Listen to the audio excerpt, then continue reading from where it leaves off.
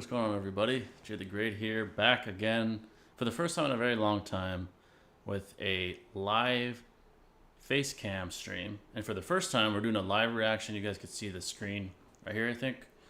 We're going to do a few live reactions. If you guys want a custom specific video, let me know. I'll give a fair price. It's always been what I've always done. That's my policy. Try to make it fair for you guys.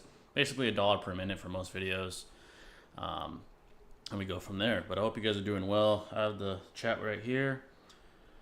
What's going on, Zell? What's going on, man? What's going on, John?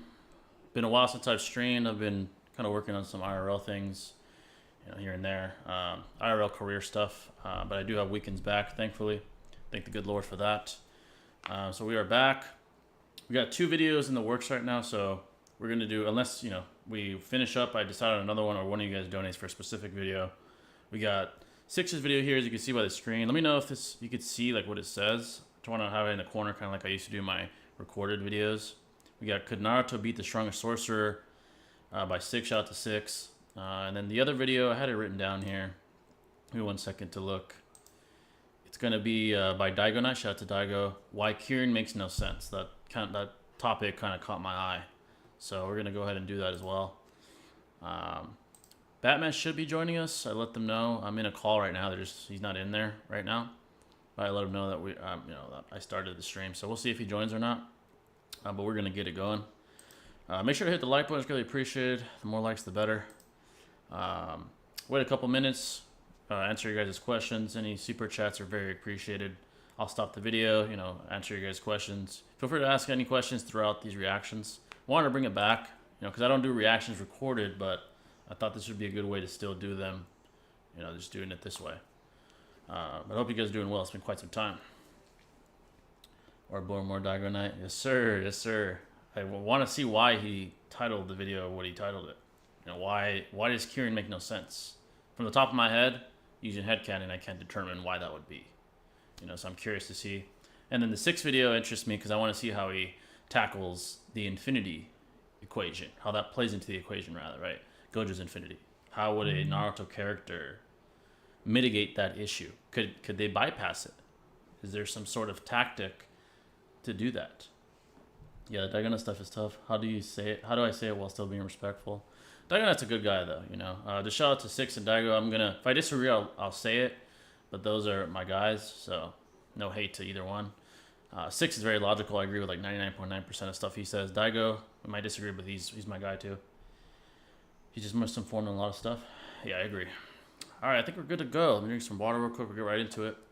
If you guys could hear correctly, let me know. If you can't, let me know. Also, I'll try to adjust the audio of the video. Let's get to it, though. The first one is Six's video. Basically, it's titled, give me a second here. Could Naruto beat the strongest sorcerer? So I'm assuming Naruto specifically, him as a character. So we're going to start out with that one. If you guys could hear properly, let me know. If you can't, let me know if it's too high, too low. I'm going to put it in full screen. You guys should see it in full screen as well.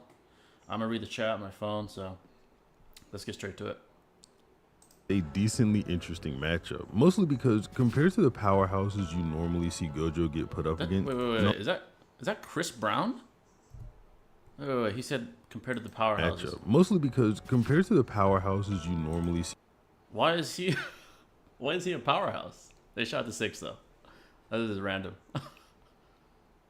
Gojo get put up against. Naruto doesn't get the respect of someone like Goku in a fight against Gojo, where people think he wins just because of how powerful he is. Right. I bring up Goku because I'm going to approach this video in a very similar way to how I approach my Goku versus Gojo video, where considering Naruto is generally seen as stronger than Gojo, but just unable to put him down due to his infinity, I'm going to answer the question of whether or not Naruto can get past infinity, and if that can be done, how he would actually put Gojo down. Right. I'll be throwing 6 past Sage Mode Naruto from the War Arc here, just so he has access to his entire kit, like True Seeker Orbs, and Gojo doesn't really change in power over the course of JJK, but he does learn new abilities like accessing his tiny domain barrier and unlimited hollow purple, or learning the limits to repairing a burnt out curse technique.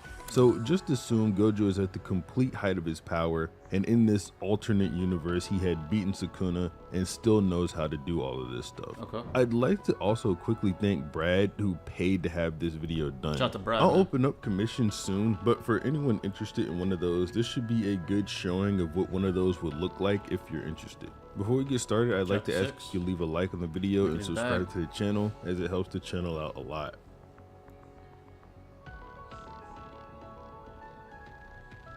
I've covered Infinity in decent enough detail before, but prior to getting into the in-depth explanation, let's just give a brief description. Infinity is the neutral application of Gojo's limitless curse technique that creates a barrier around Let's go ahead and read this real quick because I'm interested. Gojo's curse technique is like the converted infinite number that appears in the Achilles and the tortoise brought into reality. That is the sort of what's the word I'm looking for? It's on the top of my head. I don't know why it's at the tip of my tongue, but paradox. The Achilles and the tortoise paradox brought into reality. However, the infinite number involved with Gojo's curse technique is fantasy. The repeating addition of numbers gives birth to a fictitious zero and an unknown derived from the dividing zero. That's why it's called limitless. Thanks to this, not only can he slow down moving objects, he can create spaces that seem to suck in objects. Okay. Which slows things down approaching Gojo by continually dividing their speed. The ability seems far more complicated than it is in reality, especially when it comes to specific conversations. For example, considering Naruto doesn't have any space-time abilities. All right, I just want to read this. This is one of the most interesting parts to me in JJK, the mathematical sort of application to the actual series, especially Gojo specifically. Everyone, I like to start by asking you to read Achilles and the Tortoise. I have an infinite number series, which is a calculus basically concept, or maybe ask a math teacher. The divergence and convergence, right, are primarily calculus concepts that are utilized to determine how an equation, or where a line with a certain equation is headed, right? So essentially this ability mimics and sort of illuminates how that functions, right? Because the idea of infinite convergence is that you are approaching a location, but the distance between you and that location is always infinity, no matter how much distance you travel. And that's the idea of, and it's limitless, right? Gojo's limitless functions similarly. Instead of numbers, we're dealing with attacks, right? Oops, sorry, I keep hitting this. A second. So as someone throws a strike, it will never truly reach him. And from my understanding, that can only be bypassed via hacks, right? We saw Sukuna do that with Mahoraga. He was able to bypass the infinity with essentially hacks. Let's continue. There's no need for that part of the conversation. Infinity is described the best by one paradox, Achilles and the tortoise, and that's whether you have Gojo say it or the author themselves, Gege Akutami. This is a paradox that denies motion by exploiting math and infinitely dividing finite distances. Correct. But let me go a little bit more in detail. Achilles and the tortoise are going to have a race, but the tortoise is going to get a head start. Let's just say 1 whole foot. After the tortoise reaches 1 foot past the starting line, Achilles starts running. Well, Achilles first has to run the distance of a foot to get to where the tortoise was. Correct. And in that time, the tortoise will have crossed another amount of distance, so Achilles would also have to cover that. But by the time he covers that, the tortoise will have also covered another amount of distance that he has to make up for, and this would go on and on until eventually it would seem as if Achilles and the tortoise weren't moving. The same way Achilles could never catch up to the tortoise is the same way when you attack Gojo's infinity, you would never catch up to Gojo. Correct. This is a paradox. The exploit here is that to get from point A to point B, there is an infinite amount of smaller steps you must take, since you could hypothetically divide the distance between those 2 points forever. Considering the literal evidence that you can indeed get from point A to point B, the paradox kind of concludes that either everyone has infinite speed on some level, or that there is an issue within the system of math we use altogether. But I'm not trying to turn into a mathematician here. In terms of mechanics, it doesn't really matter if you believe I'll read your comments after the creates video. an infinite space around him, or super if you think it's a simulated infinity. Yeah, at least not for this conversation. But for this video and explanation, to simplify things, or if I pause the video and I see your comments, think of his barrier as, instead of an infinite space, a finite space that can divide infinitely. The paradox itself, which Gojo's ability is based on, supports this, with the infinity only existing between 2 whole numbers, and Gojo's infinity as depicted as a finite layer around him. although admittedly it's kind of impossible to demonstrate a literal infinite space, and you most certainly cannot draw one. Right. But what does Naruto have that can actually counter this and This is what I'm allow him interested to in. harm Gojo? Well, for one, the True Seeker Orbs. Okay. True Seeker Orbs are a combination of every nature transformation, but the most important one in this conversation is Yin Yang release. Yin Yang release gives the True Seeker Orbs the ability to negate traditional attacks not imbued with Senjutsu. With these orbs, Naruto should be able to just throw them at Gojo and they pass right through infinity and kill him. Okay. Naruto should also be able to get Gojo with Frog Song Genjutsu, bit of an unconditional win con for him, but one I want to go over nonetheless. The fact though whether or not sound should reach Gojo through infinity isn't even debatable. The answer is yes, it just would. Aside from the fact we know Gojo can hear the people who talk to him even That I while was gonna infinity's say. on, Good. we've That's a seen good, that the technique is susceptible to sound detect. substantiation of that. When Gojo fought against Jogo, the Good Flyheads evidence, I should Jogo say. summoned used sound attacks on Gojo, and from the fact Gojo literally started shuddering, you can tell the attacks worked on him. So when it comes to the sound bypassing infinity, we know at the bare minimum that this is true. The issue I could guess would arise from here is whether or not the chakra imbued into the sound could also make its way past infinity. Right, good However, question. I don't think the jutsu works like this, especially because of the description of the jutsu. It seems far more like this is similar to the voice in Dune, where hearing it puts you under the genjutsu, rather than it being similar to Tsukuyomi or some other Sharingan genjutsu. In other words, hearing the specific notes that Ma and Pa sing cause your mind to react this way, rather than them having to inject chakra into your head. Right. The description right, I of see this what you're jutsu reads, 2 or more toads sing in harmony to a musical scale passed down secretly on Mount Miyaboku. Those who hear it are drawn into a genjutsu world where their minds are paralyzed. Because it takes long years of training to acquire, presently only the 2 great sage toads can perform this jutsu. It goes on to say, captioning pain getting caught in the jutsu, that Gamma Rensho will succeed if the target is even within earshot. Yep. And then at That's the bottom of the important. page saying, at Mount Miyaboku there is sheet music for genjutsu recognized since ancient times, combining lyrics and melody that only toads can produce, invokes the most powerful genjutsu. As you can see, the jutsu works with a combination of lyrics and melody, only able to be produced by toads, not the same chakra type of infusion that normal genjutsu carries. Right. There's a bit more evidence for this with another sound-based genjutsu in Tayuya's flute genjutsu, Another where good Kabuto example. is able to, on both Itachi and Sasuke, while they have their Susanoo up, activate the ability successfully, and then stated that since their Susanoo can't block sound, they can't keep from getting caught in the genjutsu. Good example. And that's the same thing that should happen to Gojo whenever Frog Song is used on him. I'm not claiming Susanoo and Infinity are... All right, so let's stop right here. Let me read some of your questions, and I'll also get into this great claim that Six has substantiated very well. I always thought about the paradox. We know realistically when you do it that the faster the movement ends up crossing more distance than even the head start. Yeah, that's a good point. I think this is the first time I've seen it explained in a way in which it's almost like 2 moving players and having one having a head start if you activate the button to player 1, and 2, then if the movement amount always has to have player 1 try to catch up the distance that player 2 made, then it really would look like they aren't moving. Right, it's because as that person converges towards the other person is converging further ahead. Yeah, exactly. Did you see Superman, Jay? So what do you think about it? Do you think I'm making a video on it? Yes, actually I'm thinking about making I am going to make actually Cavill Superman versus Corn Sweat Superman. I'm thinking of making a versus matchup on that. I thought the film was very good, especially for hardcore comic book fans that really understand the essence of Superman, like who he is as a character, besides, the brute strength. I mean, in terms of thematic aspects, his ideological, his ideological sort of ways, his morality, his attention to detail when it comes to the fragility of life. I really like that about this Superman. He is a Boy Scout. That's the whole point of Clark Kent. He's a Boy Scout.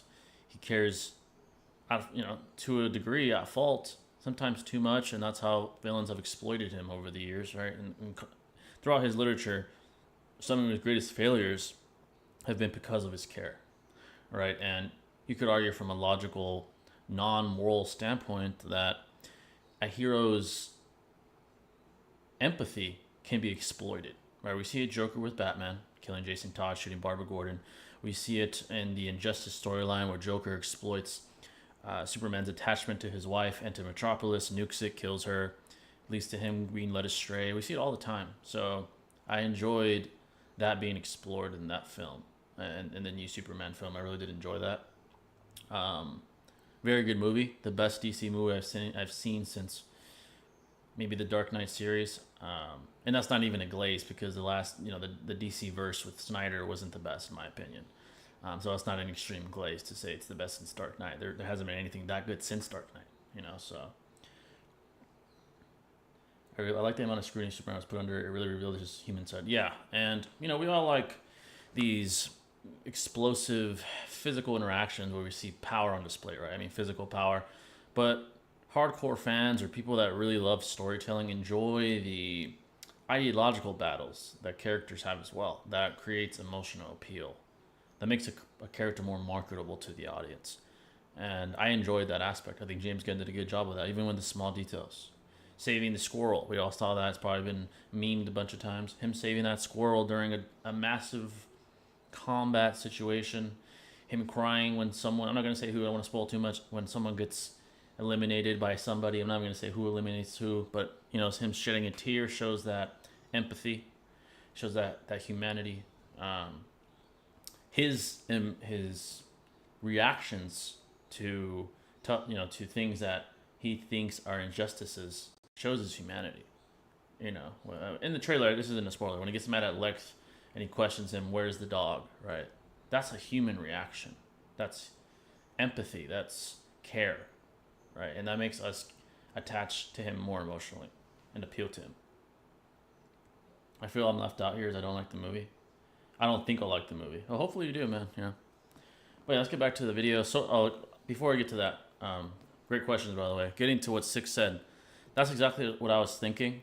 The Infinity, what we do know, here's what we do know, pretty much definitively. At least in the JJK verse. Physical attacks will not bypass Limitless, right? We see that with Jogo. When he fights Jogo, Jogo can't even touch him, right? It's infinite convergence. But we do know sound bypasses it because he hears what people are saying when he's battling people, including when Limitless is active, right? Don't mind me drinking water, by the way, just it's hot in here. And I'm wearing this sweater because it's the Akatsuki sweater. It's hot, but it's for the occasion. But like I was saying, the very fact that he can hear people speak when Limitless is active proves that sound bypasses Limitless. So an auditory genjutsu is just what you need, right? And the next question would be, which Six acknowledged, would sound bypass, or would a genjutsu such as a frog song bypass Limitless? Well, it seems like that's most likely, right? He brought up the data book. If you're within earshot, meaning if your ear is able to capture auditory information, if you're within the range of this frog song, you will be captured by it. Another good example right here on the screen right now. Taiyuya's flute genjutsu. We see Kabuto utilize it against people using a Susanoo, right? Those Susanos can't block sound, so hence they're caught in it, despite having defenses made for physical attacks, right? So great evidence by Six, great logic. Like I said, Six is good at giving those substantiations. So let's continue. What's going on, Mr. Pillow? Let's continue though. Same type of barrier technique. I'm just saying that the sound is what's deadly here. It's not something chakra infused. There's an entire separate conversation to be had on whether or not Gojo is actually susceptible to genjutsu in the first place, and it stems from the fact that Gojo is stated to always keep his brain fresh by running reverse curse technique at all times to make sure he doesn't get tired. With that being the case, it seems like the obvious conclusion would be that, well, Gojo can't be caught in genjutsu, at least not for long, because his brain would refresh and break him out of it. And I'd be inclined to believe this song at all times. In fact, that could be had on whether or not Gojo is into Gojo whenever Frog Song is used on him. I'm not claiming Susanoo and Infinity are the same type of barrier technique. I'm just saying that the sound is what's deadly here. It's not something chakra infused. Agreed. There's an entire separate conversation to be had on whether or not Gojo is actually susceptible to genjutsu in the first place, and it stems from the fact that Gojo is stated to always keep his brain fresh by running reverse curse technique at all times to make sure he doesn't get tired. With that being the case, it seems like the obvious conclusion would be that, well, Gojo can't be caught in genjutsu, at least not for long, because his brain would refresh and break him out of it. And I'd be inclined to believe this on a surface level, but that doesn't mean Gojo's brain can't be damaged. We see that in the Sukuna fight. We've seen that. Yeah. What it does mean in the context it's spoken in is that Gojo won't fatigue his brain while running the curse technique all day, so he doesn't get tired the same way he did when he kept it on during the hidden inventory arc. In other words, Gojo doesn't keep a fresh brain in the sense that his brain is always at 100% efficiency. He keeps a fresh brain in the sense that he isn't going to get tired. That being said, right? This win con is admittedly kind of a long shot, since Naruto doesn't ever really summon Ma and Pa again after the pain arc. But if he's truly out of options, I could see him thinking this way. And to be honest, Naruto normally thinks of crazy out there win conditions anyway, like the Demon Wind Shuriken plan against Zabuza, using Sexy Jutsu on Kaguya, or forming the Rasengan with 2 hands versus Kabuto. So it's not like this is too much of a reach. Another sage mode ability Naruto has at his disposal is his ability to utilize the nature energy that's passively just around. And this is kind of similar to how Gojo explains Infinity, where he tells Jogo that it's something naturally there and he brings it to reality. Nature energy is also naturally there, and Naruto just knows how to weaponize it. Considering nature energy isn't naturally harmful, there's no reason to believe it wouldn't be surrounding Gojo the same way Infinity does, in which case Naruto should be able to capitalize and make Gojo look like the Predator path with a similar attack to what he used in that fight. But as for Naruto's standard way to get past Infinity, it pretty much ends there. And just to be clear, that's with True Secret Orbs, Frog Song Genjutsu, and utilizing nature energy. Right. His last way to bypass Infinity is going to require Gojo to go on the offense, so let's talk about domain expansion. I don't really want to argue about if Limitless Void would work on Naruto, because I think it would. And why do I think it would? The idea that the domain wouldn't work on someone is based on a mistaken belief, that being that the domain just floods your brain with an infinite amount of information really quickly, and if you can withstand that, then you can withstand the domain and beat Gojo inside of it. But that's not how Unlimited Void works. To be fair, I understand where the misconception comes from. Jogo says that he can see everything, but Gege has corrected himself on this and said that it should be more like, I feel like I can see everything. And we get a diagram sort of comparing how one would think both inside and outside of Unlimited Void. This is important. About Unlimited Void, in this scene when Jogo says information has no end, you might have already have an idea of what that's supposed to mean. But if he were to use that, what he strictly sees as an example, it's, all right, not this, all right. It's more like I can see everything, should be I feel like I can see everything. Okay, interesting. Let's continue. Outside, if your train of thought was Apple, Gorilla, Trumpet, then you just think in your head in that order. But with Infinity, it doesn't let you continue past the beginning point. So instead of starting with Apple and ending with Trumpet, you'd start with the A in Apple and then continue to say A over and over and over again. This is why someone gets frozen inside Infinite Void. The act of moving your hand from point A to point B gets stuck at point A until the domain is lifted from you or until Gojo lays a hand on you. We've seen before that you can actually think inside of Gojo's domain. Jogo has an entire thought process inside of Unlimited Void describing how he feels, and Sukuna thinks of the incantations to summon Maharaga, which make Maharaga, who adapted to the curse technique, able to move freely inside of the domain and break him out of it. Naruto's ability to process mass amounts of information so quickly will be tested after the domain expansion is over, meaning however long Naruto sits in the domain, the lower his chances are of actually surviving once the domain is over. Right. Given the circumstances that Gojo is going to use the domain under in this fight, I don't imagine he'd let up the domain super fast and potentially would leave Naruto in there for as long as possible. That being said, we have known Gojo to use his domain for specific periods of time. In the case of Sukuna, he was in it for less than 10 seconds, which we'll just round to 10. And in the case of the subway station where Gojo famously opened his domain for 0.2 seconds. I want to talk about whether or not Naruto could survive these intervals before talking about if he could hang in there for potentially even longer. 0.2 seconds in Gojo's domain results in about half of a year's worth of information. Naruto actually has some level of experience with this as he trained using 1000 clones in order to master techniques way faster. Kakashi claims that with this method, The moves that would take 20 years to learn could be learned within a week. If you convert what he's saying to numbers here, that means Naruto is training about 8 hours a day, roughly, on 1,000 clones, and he gets all of their mental fatigue at the end, which is a total of about 8,000 hours. So this is an important sort of, ratio that Kakashi gives. He says what it takes 20 years to master for a regular person would take you 1 week with 1,000 clones, right? So 20 years, right? There are 52 weeks in a year, right? So that means there's 520 weeks in 10 years, which means that there are 1,040 weeks in 20 years, if I'm not mistaken. He's able to cut all that time that's necessary to just 1 week, right? So that's insane. That's an insane amount of processing power that is being removed, that isn't necessary due to him having the ability to utilize clones, right?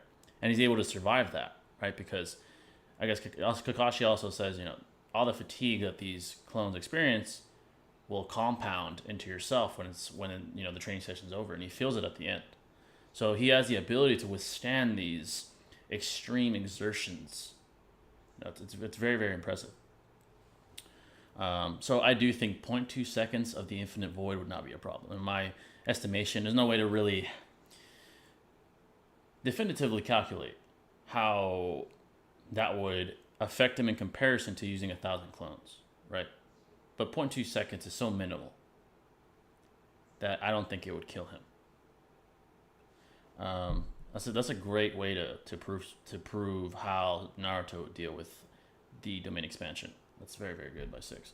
Doesn't Itachi Tsukuyomi introduce more information in Gojo's domain expansion, like in picoseconds and whatnot? So I think they're not exactly the same, because the specific application of the unlimited void is that essentially you're processing infinite information for the amount of time that Gojo keeps you in the unlimited void, right?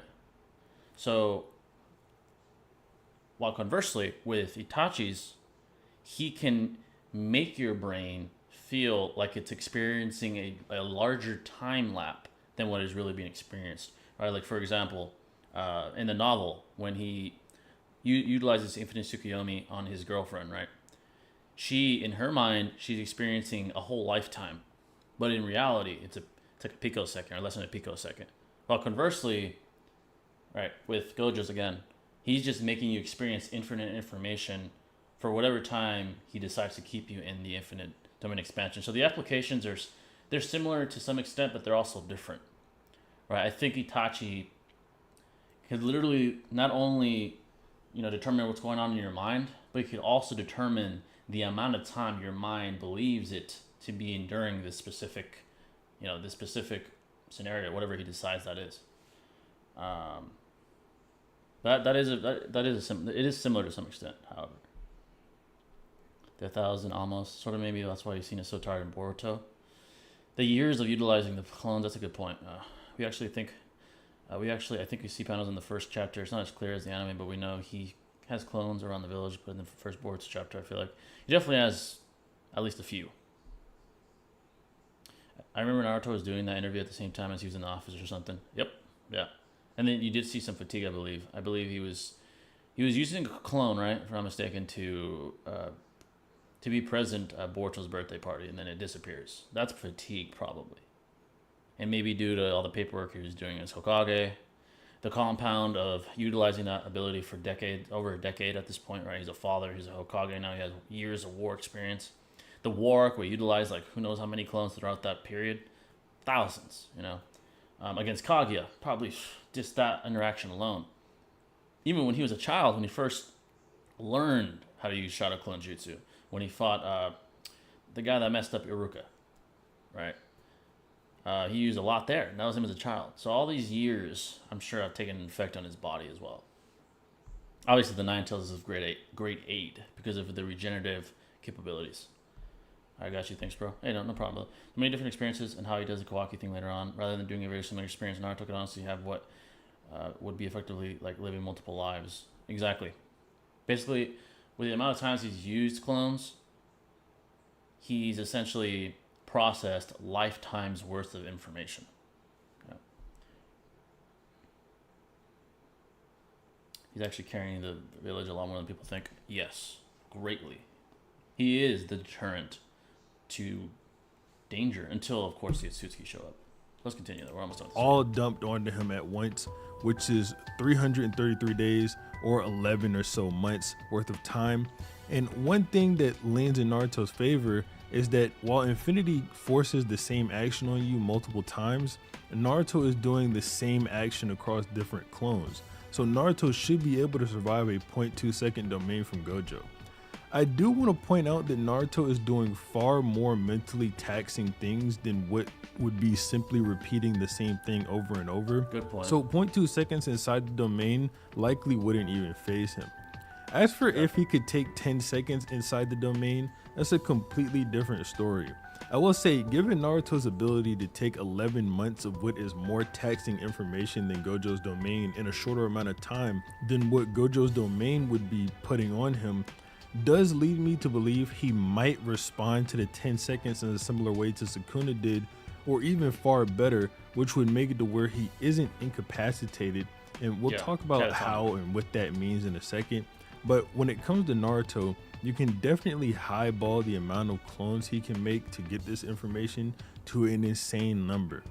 Kakashi tells Naruto to make one clone per leaf on the tree in front of them, and if we take the simple average of 200,000 leaves, which are normally on trees, then Naruto can take the full blowback of 200,000 clones dispersing after an 8-hour training day, which is more than 180 years of information dumped onto him all at the same time. Insane. That being the case, if we do our multiplier stacking, 6 months for 0.2 seconds in the domain would equal about 25 years if we were to take someone being in there for 10 seconds, meaning this highballed Naruto could more than take the brunt of a 10-second unlimited void.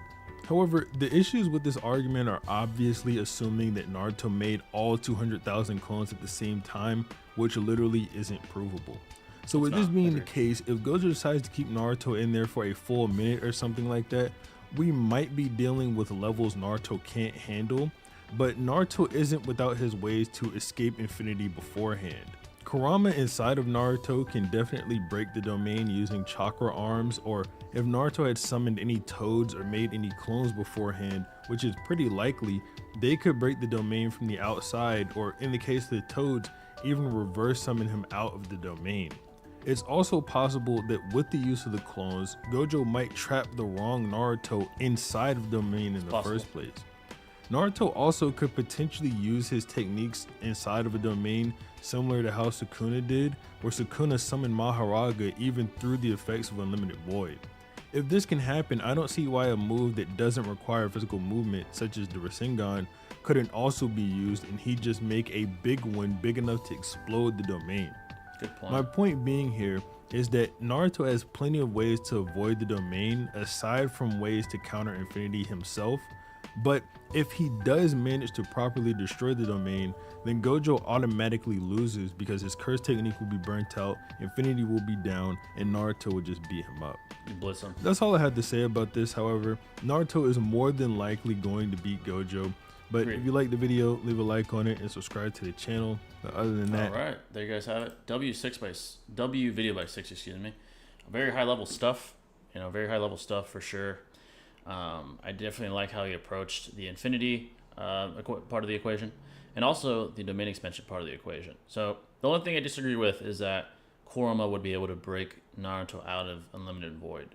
From my perspective, he would also be caught by it, right? Because he's within Naruto. He's within his soul, or whatever you want to call it. But I do agree with every other way. The clones outside. I do agree that if Sukuna is able to utilize abilities even within this Unlimited Void, Naruto would be able to do the same. His physiology is superior to that of most sorcerers or all sorcerers, and the speeds that he's able to move at. I'd also bring up the fact that he probably blitzed. If Limitless isn't active, or he gets a window of opportunity, he would blitz Gojo effortlessly, especially if it's a War Arc Naruto. We're talking about light speeds and beyond at this point in time, especially if he has 6 past powers, which he would, because 6 mentioned the Chusekin orbs. I do think it would be Naruto's victory in the end. Even if Limitless and Unlimited Void are a problem at first, I think he's too fast. He's too durable. His physiology is superior. His AP is too much. He's just too resilient. You know, in comparison to characters in the JJK world, someone of Naruto's caliber during that time period is just too dominant. He's too dominant, and I do think he'd beat Gojo as well. Have you seen Sakuna vs. Emus Modder by Eon? I actually haven't. By the way, folks, again, if you guys want any specific videos, let me know. I'll give you a fair price. I'm not going to charge you a band or arm and a leg or anything, but you know, I'll react to what you guys want me to react to. By the way, it's weird to think about, and Kurama using the weird puppet control concept is interesting. Yeah. The best we could say is Megumi, but they took the brunt in that place. I worried about the Kurama thing because of the consciousness and such. We don't really have a good comparison. Yeah, that's what I was saying. I don't think he would be immune to it. I think he'd be caught by Unlimited Void as well. Let's see what you guys are saying. But yeah, W video by 6, great video. If you guys liked them, make sure you hit the like button. Definitely a great video by him, as always. So we're going to check out Dygoknight now. Give me a second here to look that up real quick. I think I had it over here. Give me a second, folks. I had it saved over here. Why Kirin makes no sense. Interesting title. Interesting title. All right. Let me switch to that. All right. But yeah, folks, if you have any specific videos you guys would like, feel free. If not, we'll probably go ahead and do another one, and then maybe a Q&A after. I'll get into some other things. Jade, what do you think is more powerful, Hollow Purple or Particle Style? So, from the top of my head, without doing any research, I would determine Particle Style because it deatomizes you on a cellular level. It essentially removes you from reality, from my understanding. And I think it's just more thorough than Hollow Purple is. It's not even the attack potency. It's an entire durability negator. Your durability is irrelevant if, you know, once caught by the particle style. And from my understanding, the Hollow Purple does possess an AP, right? So durability can mitigate the AP or deter the damages if durability is high enough. While conversely, particle style is an entire durability negator. It doesn't matter if you're made of titanium or made of feathers. You're going to be eviscerated and disintegrated and removed on a cellular or even an atomic level, right? Particle, the very name particle style implies, you know, particles of a subatomic particle being removed from reality, vaporized. You know, so I would, off the top of my head, I would say particle style. All right, so next up, folks, we got why Kirin makes no sense. Kirin is an iconic jutsu that Sasuke only used once in the Naruto manga. He used it again in Naruto vs. Sasuke fight at the end of the Naruto Shippuden, but that's only in the Naruto anime. However, he almost used Kirin before the Itachi vs. Sasuke fight during the Tenchi Bridge arc against Naruto and Sakura. But was Sasuke really going to Kirin them, or was that something else? Is this another Naruto retcon, or well, a Kirin retcon? Let's find out. Okay. Does that mean Gojo Onoki Mu above? I would say so. At least in terms of their those specific abilities. And in general, I think they'd beat him. I do think they'd beat him in the end. I just think high-level shinobi specifically are too dominant and too many, I'd say, power scaling aspects for even the best of sorcerers in JJK to be able to contend with them. The speed itself is too, the gap is too great. The gap is too wide. They move at such greater speeds that even the processing of information, the speed at which these sorcerers process information is inadequate to even react. So I just think sorcerers have no chance against high-level shinobi, especially Hokage and above. All right, let's get to it, folks. There's a very strange occurrence at the end of the Tenchi Bridge arc. You see, after Sasuke has a little scuffle with Team 7, he decides to finish things off. going on, And he's Acidus, by about the to way? use Or this new Acidus? jutsu we've never seen on, man? before, but Orochimaru interferes and stops Sasuke from doing so. Now, Orochimaru does that because he tells Sasuke, no, don't use that jutsu on them, you're gonna kill them if you do so, and if they're dead, they can't go and kill more Akatsukis for us. So obviously that was supposed to be an extremely powerful jutsu that was a setup for the future, right? Oh, we're excited to see what this new jutsu all about. And when we find out what that jutsu was, it turns out to be an extremely powerful and cool looking jutsu, Kirin. However, there are a few inconsistencies between Kirin's actual use during the fight against Itachi and the setup done in the Tenchi Bridge arc when Orochimaru stopped Sasuke from using Kirin. First of all, the sky was clear during the encounter against Team Yamato in the Tenchi Bridge arc, and for Kirin to work, you need storm clouds that have a lot of lightning, so Sasuke can harness that light and shoot it down as that Kirin creature. That's the whole point of the jutsu. You supercharge the atmosphere with fire style, creating the storm clouds, and then you don't even have to spend chakra to create the lightning style jutsu because you can use the power of nature itself. However, there were absolutely no clouds when Sasuke was fighting against Team Yamato, and he didn't do anything to create those. Let's pause right there. There's clouds above him, right? Now, also another aspect that hasn't been, well, we just started, but hasn't been acknowledged by Dygoknight is that he purposely wanted there to be fire style jutsu utilized in the battle against Itachi to heat up the atmosphere, to amplify the power of the Kirin. You could say that, you could argue that Sasuke would have done that if Orochimaru hadn't have stopped him, right? How much to react to 6 video? I miss old Goku. Let me see real quick. To react to 6's vid. How long is that video? Let me check real quick. I miss old Goku. Where are you at? Should be here somewhere. I miss old Goku. I'm trying to see the length. Let me just look it up real quick. 6 I miss old Goku. I miss old Goku. Let's see. I'd say 20. 20, I'll do it. It's $18. We'll just round off to it's on 19 minutes. Excuse me. Take $20. I'll react to it.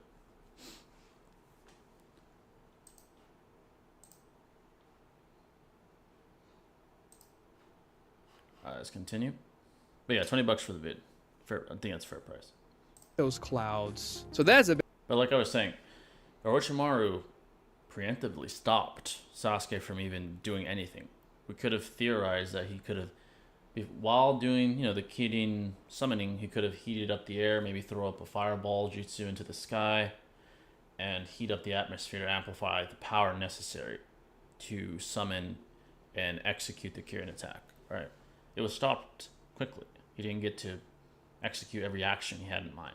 Bit weird, huh? The other difference and inconsistency between the two usages of Kirin is that Sasuke weaved hand signs in the Tenchi Bridge arc, while in the fight against Itachi there was no need to weave hand signs to use Kirin. So what explains that strange alteration between how Sasuke used the jutsu? Now, one may say the jutsu Sasuke was about to use in the Tenchi Bridge arc was not supposed to be Kirin. However, I'll counter this by saying the posture Sasuke assumes for the jutsu in the Tenchi Bridge arc and the Kirin posture is exactly the same. Raising a hand towards the sky, a hand that eventually sparks with lightning, and a hand Sasuke uses to bring the Kirin down from the sky. And we don't see that lightning in the Tenchi Bridge arc, but perhaps that's because Sasuke didn't finish the jutsu. And obviously, that was a setup for a jutsu to come, story-wise. If it wasn't Kirin, it would just be a setup that was never paid off, and that wouldn't be very satisfactory, and it would make no sense.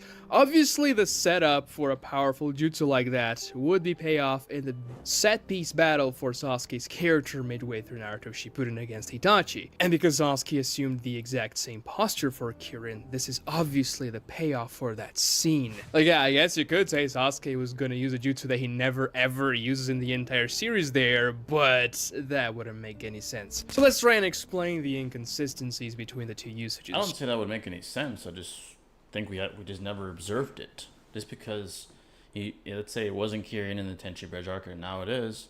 That's not an inconsistency. He just has developed a new jutsu, and utilized it against Itachi. I don't think that's an inconsistency whatsoever. There's nothing prior that creates some sort of plot hole or some sort of strange contradiction. Nothing that has been explained contradicts the very logical sequence of events, right? The order of events makes sense, whether it was Kirin or not. He might have just improved its utilization and didn't need hand signs. The cloud inconsistency, he could have just heated up the air if Orochimaru didn't stop him. There's many ways to make this all make sense. Nothing to me stand out as, oh, that actually didn't make sense. So far, nothing. Shall we? The first one are the hand signs. Now, we know that several jutsus can be used with or without hand signs. Chidori itself is a very good example of that. Sometimes the characters weave hand signs to use Chidori/Raikiri, and sometimes they just kind of ignite it out of nowhere without requiring hand signs, which I would say is a much more efficient way to use the jutsu because you don't give it away. It's implied that the fewer hand signs you have to use to produce a jutsu, the more powerful and experienced and proficient with a jutsu you are. But we don't know if it takes more chakra for you to use a jutsu without the hand signs. However, this could be a case for Kirin as well. Perhaps Sasuke wasn't as proficient with Kirin back in the Tenchi Bridge arc, so he had to use hand signs. However, in the fight against Itachi, he had gotten more powerful, he had Orochimaru's body sealed inside of him, so just more raw power in general, maybe even just a better technique for using lightning style or Kirin specifically. After all, he would have had more time to master the jutsu, so perhaps Sasuke just didn't need to use hand signs to use Kirin anymore. Now, when it comes to the entire cloudy sky thing and the storm that Sasuke needs to create to cast Kirin, it's never stated that Sasuke must do that to use the jutsu. It is just stated that producing the storm clouds allows you to use Kirin without spending much of your own chakra, which was a great thing for Sasuke in the fight against Itachi. Precisely. First, because Sasuke was running dangerously low on chakra, but also because there was a very good strategy to catch Itachi off guard. Itachi has a Sharingan, he can see how much chakra you have left, so if you fool Itachi, making him think, oh, he doesn't have much chakra anymore, he can't do much to affect me here, but if you can use your most powerful jutsu without spending chakra, fooling the opponent by making him think you're not gonna be able to use jutsus anymore, and then even though you're out of chakra, he just casually uses Kirin, that's a very good strategy that almost caught Itachi. If he didn't have the Susanoo, as he himself says, he would have died. But technically, there's nothing saying Sasuke couldn't simply use Kirin without the fire style setup. He would just have to spend a lot of his chakra to create the lightning around himself and in the sky and then bring the dragon back to earth. Maybe it wouldn't be as powerful as it was with the fire style prep, but that's the indication we get. Perhaps Sasuke using the hand signs is a requirement for the jutsu when you don't have the fire style setup and you have to create the clouds by yourself with your chakra, and that's why he used hand signs in the Tenchi Bridge arc and not in the Itachi fight. And let's be real here, do you really think Sasuke wanted to kill Naruto and his entire team there, including Sakura? Because Heavy Sasuke is a character that doesn't really like killing people. The only person he wants to kill is Itachi, and I mean, he kinda kills Orochimaru as well. He thinks he's killing. He wasn't bloodlusted, but he was going to kill them. Orochimaru confirmed that. Or Kabuto and Orochimaru, rather. He was going to kill them. He wasn't bloodlusted and attempting to destroy them and just completely fucking eviscerate them. In that moment, they seemed like an irritant to him. They were a nuisance, and he wanted to remove that nuisance from the equation. Now with Itachi, he wanted to fucking destroy him. He despises him with every fiber of his being. That's the difference. But he still wanted to kill them. Just not as... The feelings of this weren't as intense. So he was kind of playing with his food a little bit. Orochimaru stopped it. Sasuke said, okay, it's fine. Whatever. You know, it's that simple. People forget that Itachi did die from Kirin directly or indirectly. Higher and the whole sky went black, and he did make a weaker Kirin. They likely would have just been a classic anime protagonist shocked and would just die from that. Yeah, exactly. So far, nothing he said has made Kirin make no sense. In fact, he's like defending it. So I don't understand the premise of this video quite yet. Let's continue. Orochimaru there when he fights against him and absorbs Orochimaru, so he was fine with killing Orochimaru, but it's just because Orochimaru is a despicable person just like Itachi. He doesn't want to kill other people. And yes, he tells Naruto, oh, I can kill you on a whim. I've always found that extremely out of character for Sasuke, because the entire character arc Sasuke went through in the previous fight against Naruto in the Valley of the End was that Sasuke wouldn't kill Naruto, even though Itachi told him, killing your best friend's gonna give you the most power, the Mangekyo Sharingan and everything. No, Sasuke did not want to follow his bastard brother's footsteps. He didn't want to acquire power the same way his brother did because of what eventually became of Itachi. So the Tenchi Bridge arc just completely undoing that character development because Sasuke has a whim.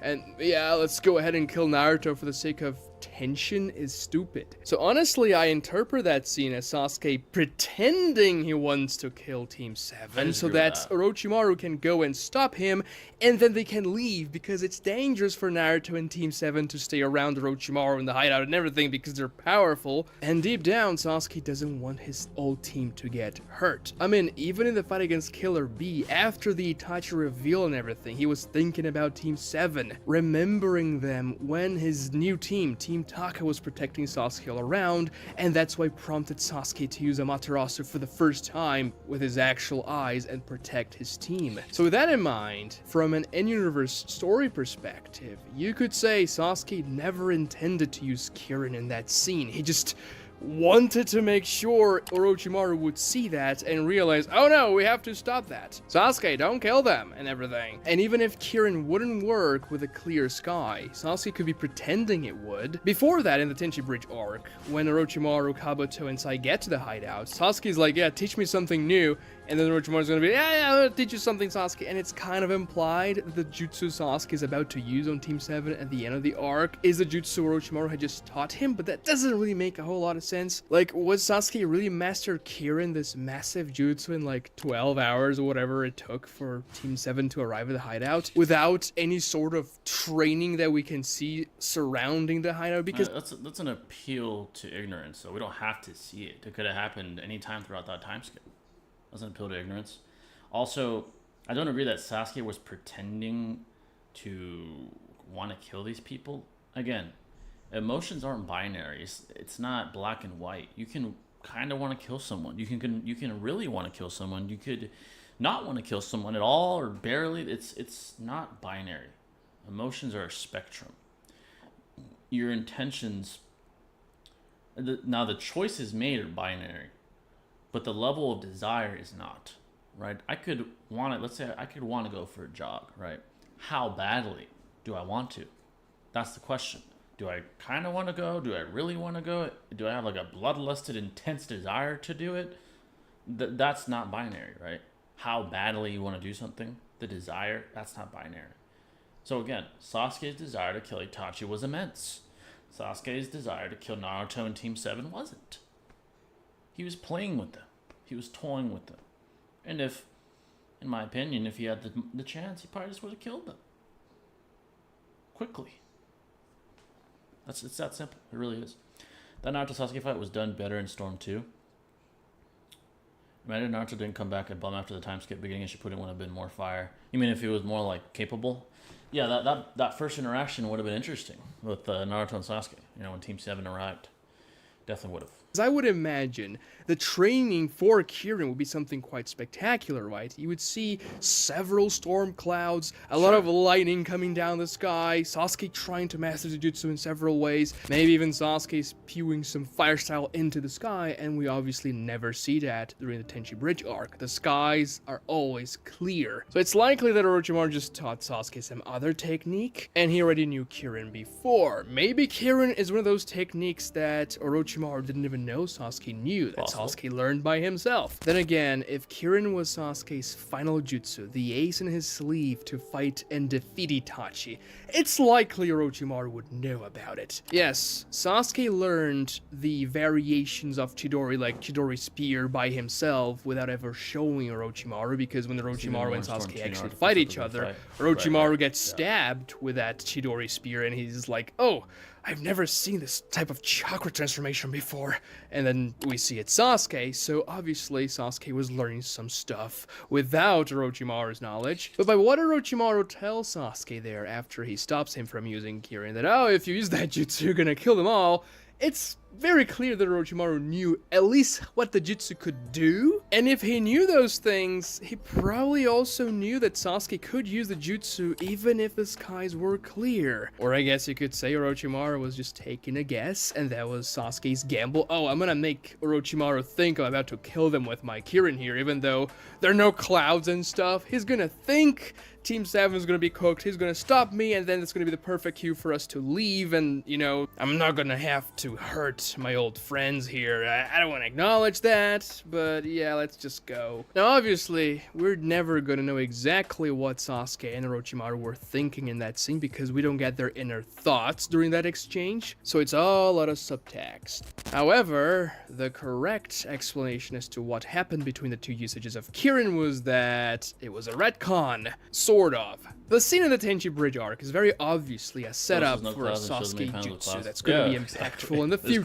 But Kishimoto either didn't know exactly what the jutsu was going to be like and was just like, yeah, let me do the setup here. It's going to be a powerful jutsu that Orochimaru is going to stop him, but I don't have to really think about what the jutsu is going to be because the jutsu is not going to be used anyway, so I can come up with it later. Or Kishimoto simply changed his mind about the jutsu he had planned for Sasuke and did Kirin instead. Because yes, this was set up for Kirin, or whatever jutsu Sasuke was going to eventually use. But if Kishimoto had figured it out completely by the time of the Tenchi Bridge arc, he would have done the setup a little bit more appropriately for Kirin itself. Sure. For instance, during that small scuffle against Team 7 there, when Sasuke uses Chidori's stream and everything, I mean, it's not a major fight, but if Kirin was already figured out, Sasuke could casually use fire-style jutsus against them that go up into the sky, just like he used against Itachi, and honestly, the audience wouldn't really know that Sasuke's setting up the jutsu. Yes, at the end of the exchange there, you can make the skies cloudy and a little bit of lightning here and there, and that's when Sasuke prepares Kirin, and Orochimaru arrives and stops him, so the storm clouds just remain, and it starts to rain, and the rain could also add a little bit of atmosphere after Sasuke leaves, and Naruto, Sakura, and the others are just there, crying about not being able to bring Sasuke back. And then in the Itachi fight, when Sasuke uses that technique again to make the sky cloudy, you're gonna remember back in the Tenchi Bridge arc, wait a minute, Sasuke was doing that there as well. Oh man, it was all planned out. Because yeah, even though Sasuke wouldn't want to kill Naruto and the others there, if Kishimoto wants to do the setup and make Sasuke fake the usage of Kirin so that Orochimaru is gonna come and stop him so that they can leave, from Sasuke's perspective, it makes a lot more sense for him to actually set up the jutsu completely to make Orochimaru think he was serious. So if Orochimaru notices the skies are getting tempestuous all of a sudden, he'll immediately realize what Sasuke is about to do and go stop him if that's what he wants. Now, were those Kishimoto's actual intentions with Sasuke's character there? Was he faking the usage of Kirin so they could leave? Probably not. That's the interpretation I choose because it makes so much more sense with Sasuke's character later. Because let's be real here, the excuse Sasuke gives to Naruto as to why he's gonna kill him is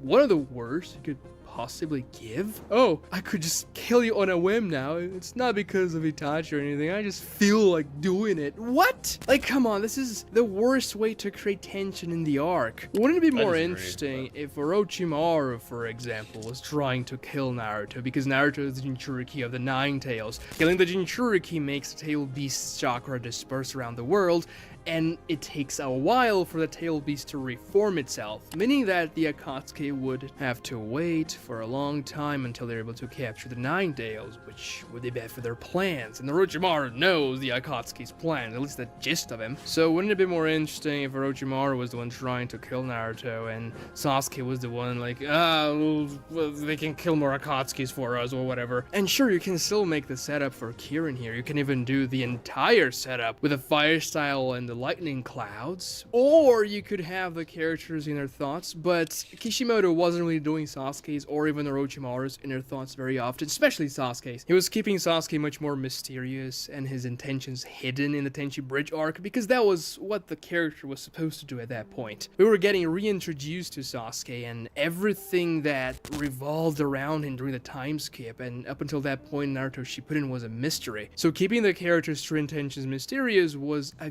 good idea from Kishimoto. However, what he does there without any further explanation kinda undoes a lot of good work he did with Sasuke's character beforehand. So he could have at least explained Sasuke's intentions later on with a small flashback or something like that. Maybe after the fight against Itachi, when he's reflecting upon everything and he remembers that he was about to use Kirin on Naruto and the others, but actually he was just pretending. Or maybe when he even encounters them during the Five Kage Summit and fights against Sakura, Naruto, and Kakashi's like, oh damn it, I was just pretending back then, but I should have actually killed you all. Because that's when Sasuke gets completely unhinged and is actually trying to kill his former teammates. But yeah, this is one of those retcons that comes from Kishimoto, making up a lot of the details of the story as he goes. And you can justify those things in universe. I like the combination of the hand seal and clear skies explanation. Oh, you have to use the hand signs in order to produce the jutsu without the fire style setup. It's just unfortunate that Sasuke never uses Kirin again in the manga. Yes, he used it one time in the final battle against Naruto, but that's an anime only scene. And now on the one hand, Kirin only being used once makes it that more special, especially at the time it was used. But never using it again seems like a waste, especially when there are times Sasuke could have definitely used that and it would have been very effective for him. I mean, even in the final battle against Naruto there in the Valley of the End,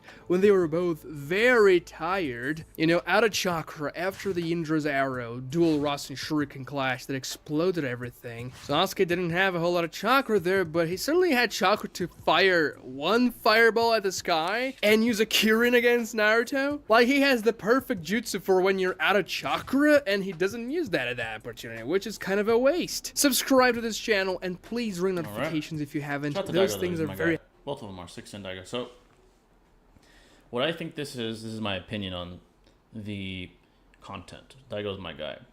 I think the title and the perceived premise of the video was just the justification for more so very...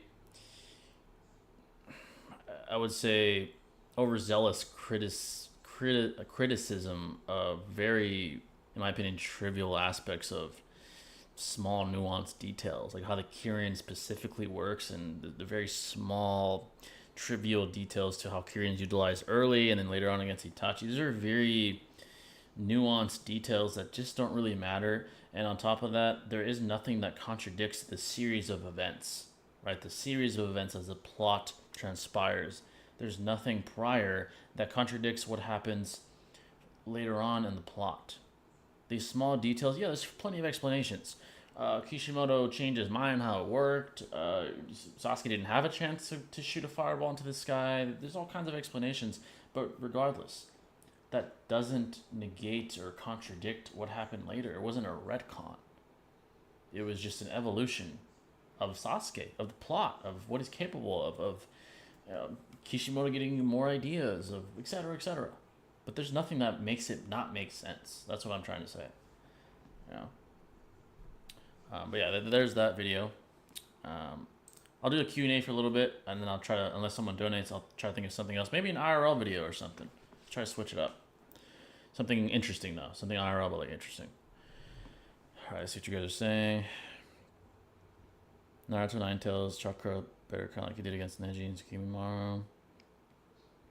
Yeah, so the idea of Naruto and him being hindered by the Ninetales as he grew and developed, I think it was an issue. Did it nerf him? I wouldn't say it nerfed him. It nerfed his potential. It nerfed his development itself.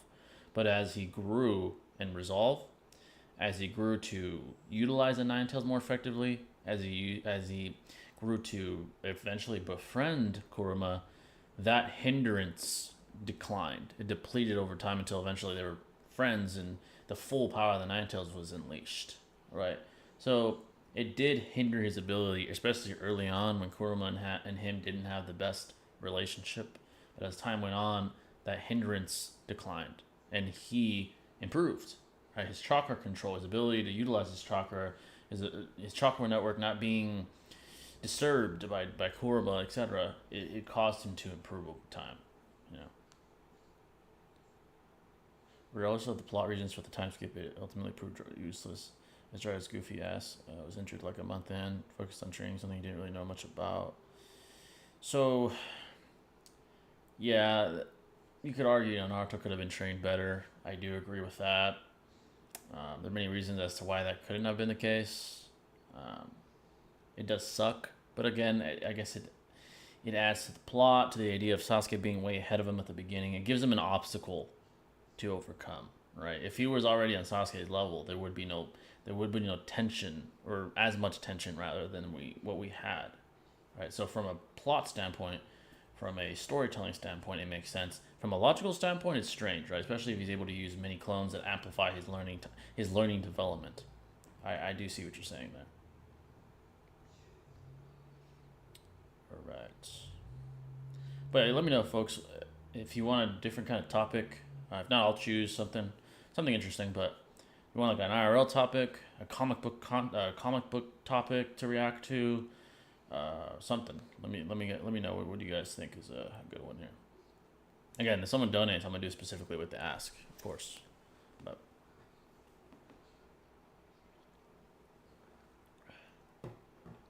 again, make sure to hit the like button. It's really appreciated.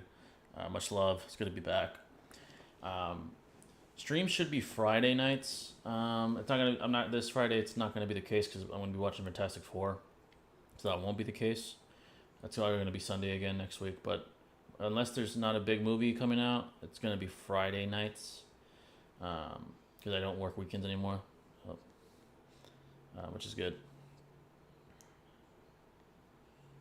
But yeah, folks, any recommendations for topics, even an IRL topic, feel free to it can be a UFC topic as well.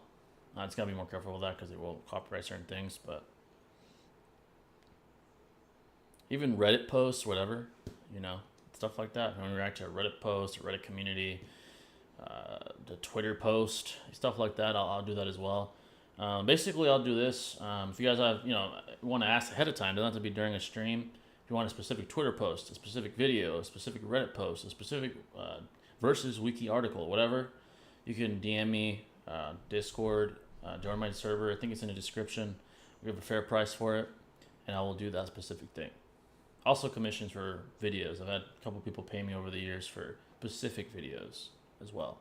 So if you guys would like that as well, DM me. I give a very fair price, and I'll give you a specific. What I'm gonna start doing is giving you a specific time in which that should be done, will be done. I'm a man of my word. So what do you think Kishimoto could have done better in hindsight? Looked ahead better. Now that's not the easiest task. He could have looked ahead to see how his decisions, when it came to writing the plot, would affect later on. Would there be a contradiction? Would it require a retcon? That's harder said than done, right? Like, for example, with the Itachi situation. We don't know, or at least early on, unless I'm mistaken and he stated it, or even then he could be lying, whether or not Itachi was always supposed to be this anti-hero, right? We don't know that. People argue that Itachi really was a homicidal maniac at the beginning, and some people argued that was Kishimoto's intention to give us that perception of him, right? Because he wanted us to think he was evil too, until later on in Shippuden. But yeah, I would say being at least trying his best to acknowledge how his decisions will affect the plot later on. I would say that's number one. And paying attention to detail, because there's small things like that could have been dealt with better, even from a power scaling perspective. Now, to be fair, do manga authors think of power scaling heavily? Not necessarily. They want to make it entertaining. I understand that. Now, there has to be a balance, though. You can't have complete fluctuations of power that just don't make sense. Like Dragon Ball, for example. We see, in the Battle of Gods movie, Goku made Beerus go to 70%. That was when he first awakened Super Saiyan God. But then later on, when Goku's probably hundreds to thousands of times stronger, Beerus is still stronger in the Super manga. That's an inconsistency. Stuff like that should be avoided at all costs. That's a huge contradiction or huge inconsistency. But very, very small nuanced details like the keying, for example, that's not really a problem to me. That's slight. It's almost it's insignificant, you know. So One Piece having crazy reveals. I've been watching One Piece. It's been a while since I've been on it consistently. I believe I'm in this Skypiea arc. It's Luffy and company fighting off, whatever the guards or something like that. I'm not gonna lie, I've been having it like in the background while I script and stuff or work or whatever. But I need to get back on it. It's right ahead. It's hard to write ahead. It takes a long time. Exactly. There are plot routes Kishimoto could have gone down way too fast. Yeah. I am considering watching a couple new animes, perhaps. Aside from One Piece, I'm still on the One Punch Man. Like, I know of it, but watching it fully through or reading it fully through. Comic books, I saw shout out to Six on Twitter, say he wants to read the Absolute storyline, like Absolute Superman, Absolute Batman. That's piqued my interest as well. Maybe want to check that out. Some people go do writing because some people don't do writing because it's easy. Don't do writing? You're saying writing a manga is easy? Or do you mean it's not easy? Writing a good manga, that's the hard part. Anyone could think of an idea, but can you make it come to life in the mind of others? That's the hard part, Can you be a Kishimoto or a Toriyama or a Oda or one, these other guys? Stan Lee, the great authors of our time. Yu Yu Hakusho would be good. Yeah, I've scrolled past that one as well. That one, I've heard people say it's pretty good.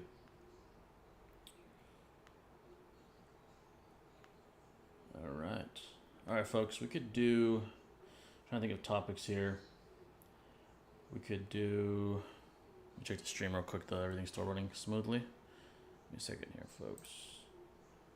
Okay, so far so good. Again, if you want a specific video, let me know. I think overall, the more you write, or the more expectations you gain from others or yourself, the harder writing becomes. Yeah, the standard begins to rise, right? The more prominence you come to rise to, the higher the expectations are of you. That's just success in general. There's more responsibility. There's more expectation. That's in any field of discipline, really. So. Let's see real quick here. That's a good topic. Yeah, I'll let you guys give some more recommendations if you have any. Let's see here. Let me kind of scroll here. I'll put the screen capture back up. But I'm just gonna scroll here and see if there's anything that catches my eye. It's like building a sandbox. Yeah, a good analogy. Let's see here.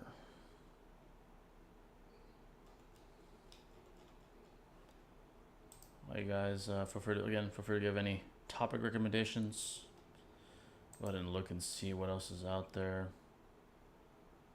See the other creators out here, what they got posting. Shout out to my other guys, Virtue, Sage. Shout out to the boys doing their thing out there. All right.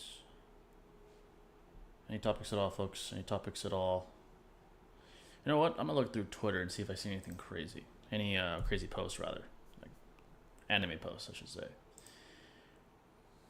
I haven't done that, I believe, live. Maybe there's a post that's getting some traction. We can go over it. Let's see here. Give me a second, folks. On Twitter here. Where's your guys' chat while I go through this? All right, let's scroll through here.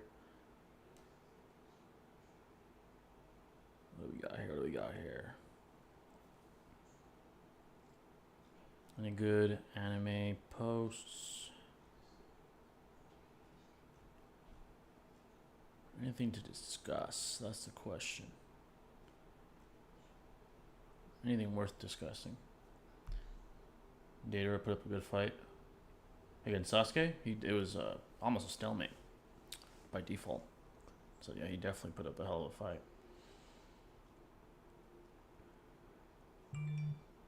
Alright. Trying to see here if there's any anime posts. I need to join anime communities.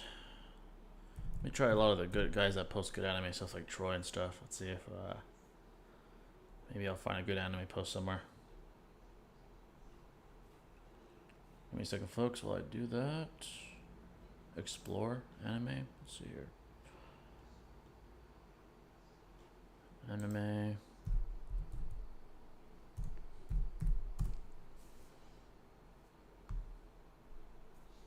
Anime tweets.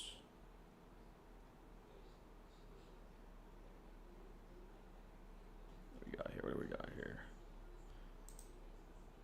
Alright, this one has a lot of followers. Let's see if he posts anything good.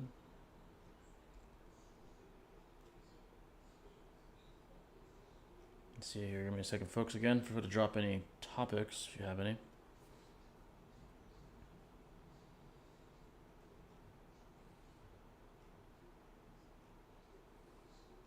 I think it catches my eye here.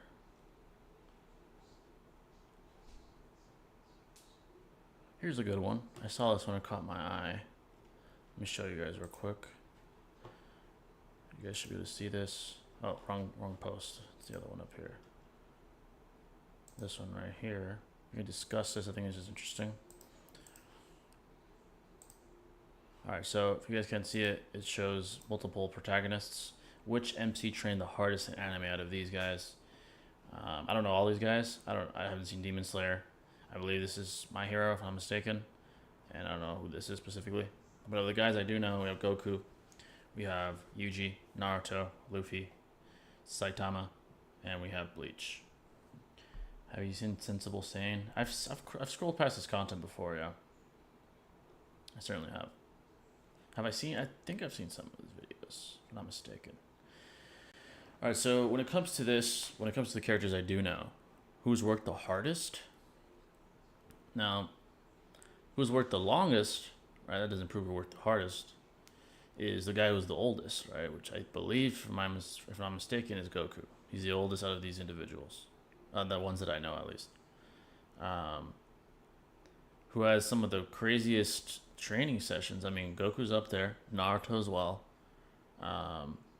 If you use what we just discussed prior, the very fact that he's been absorbing, who knows at this point, probably centuries worth of information in just his lifetime, you could argue that he's the hardest worker because he's doing the equivalent of hundreds to possibly thousands of years worth of effort, worth of development, right? Because of the clones he can utilize. Yuji, hard worker. You know, from my understanding, he hasn't been a sorcerer very long. You could argue it's not really hard work, but desperation because of the battles he's put into by force, right? Now, going down to Luffy.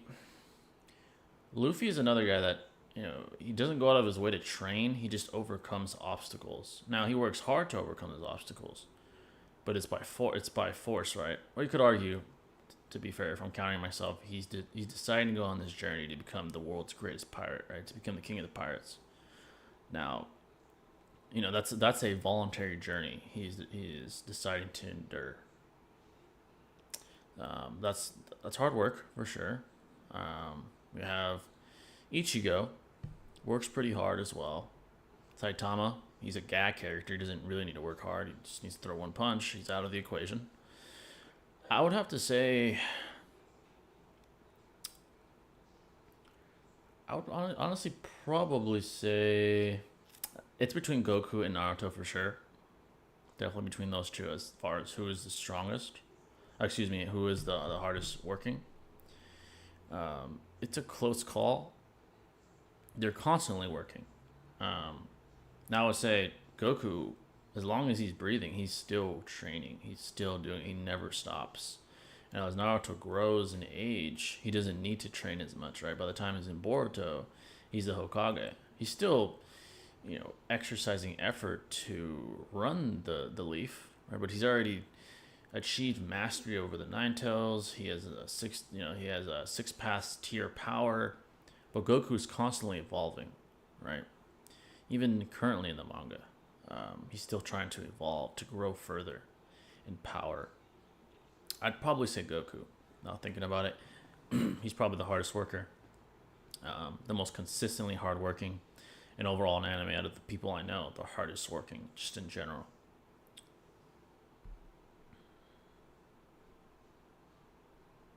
True Gohan versus Cell. Some of the stomp fights that are good but rare. Oh, you guys are saying good fights versus one-sided stomps.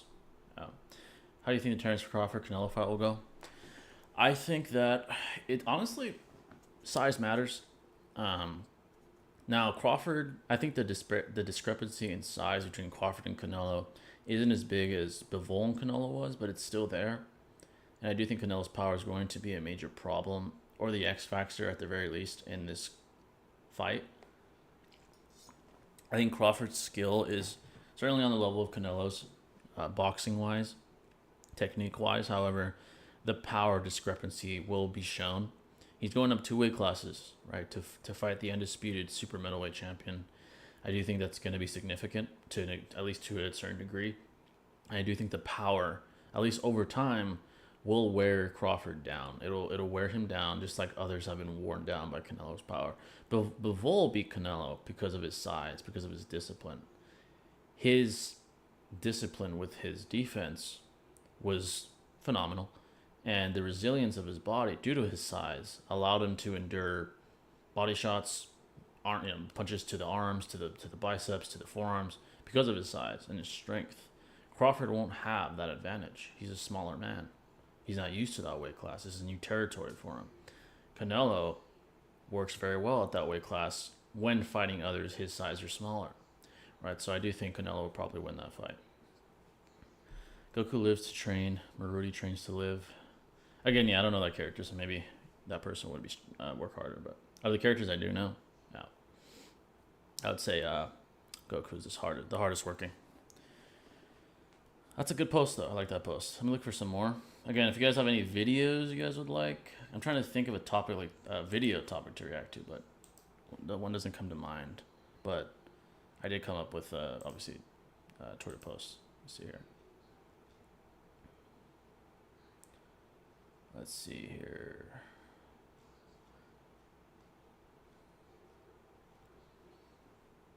You're assuming the development in theoretical Naruto would have in the time skip would be the exact same as in canon. It really wouldn't. I don't think Jiraiya would teach Naruto sage mode.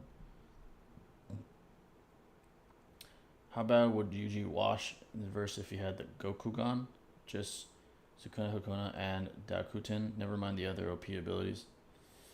I believe those are Sukuna Hakuna, Dakutan, Gokugan. I believe those are from Naruto, right? If I'm not mistaken. Sukuna Hakona sounds familiar. Let me make sure I have the right thing in mind.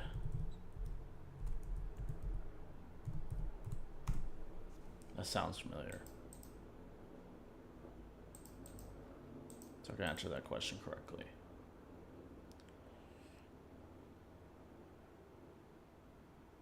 They instantly shrink themselves or any long... Oh, okay. It's Ishiki's ability. If he had the abilities of any of the of any of the higher level shinobi, he would be by far the strongest, or at least at the very top of the JJK world. So, yeah, Kawaki's Eye, yeah. It's been a while since I've heard those terms. Yu-Gi-Oh has good back and forth fights. Been a while since I've seen Yu-Gi-Oh. How about, what if Obito seriously fought the Sasuke search team instead of stalling them for Itachi versus Sasuke? They would have no chance. They'd be at his mercy. They were inferior, vastly inferior to Obito, and he could eliminate them at a moment's whim, honestly, or just zap them into the to the Kamui dimension, BFR all of them, very effortlessly. They have no chance.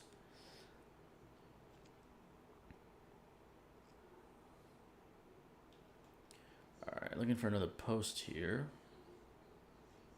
Another good one to discuss. Again, if you guys have any specific ones, let me know.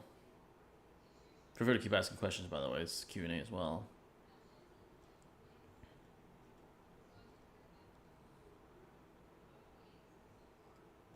All right.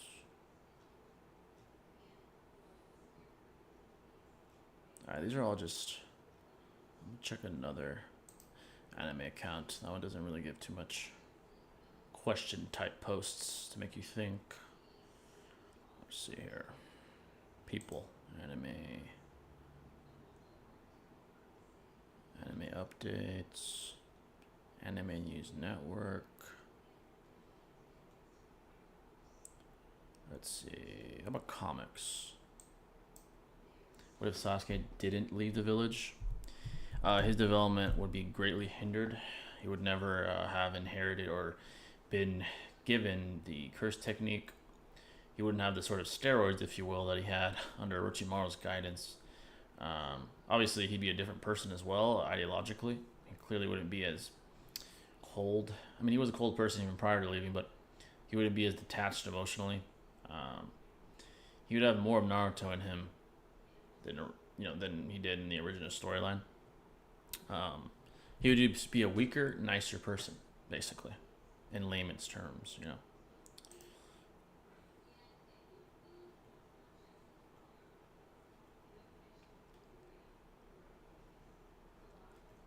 Trying to see here.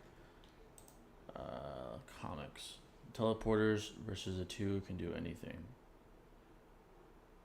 Minato and Tobirama versus Itachi and Nagato. So, if we're presupposing that this is the Itachi and Nagato in the Shippuden storyline, not Edo, then they would be inferior in speed to Minato. Both would be.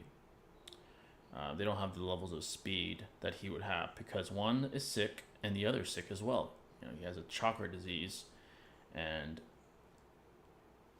unless, you know, the best advantage Nagato would have is if Minato fights him in the village. But we do know the farther the paths are away from him, the weaker they are, right? So I think with Minato and Tobirama working together, with their intelligence and their abilities, and Minato's speed and Tobirama's versatility as far as his arsenal, they would be the superiors more than likely. Minato would be too fast. They could amplify, if I'm not mistaken, together they can amplify the level of the flying Raijin as well. So, instant teleportation. Itachi and Nagato would just get blitzed, more than likely. Also, it's more than likely that Minato could use Sage Mode. If Nagato is able to decipher where Nagato is, there's no reason to believe that Minato wouldn't be able to replicate the same feat. Once that's done, he would teleport to him and slit his throat.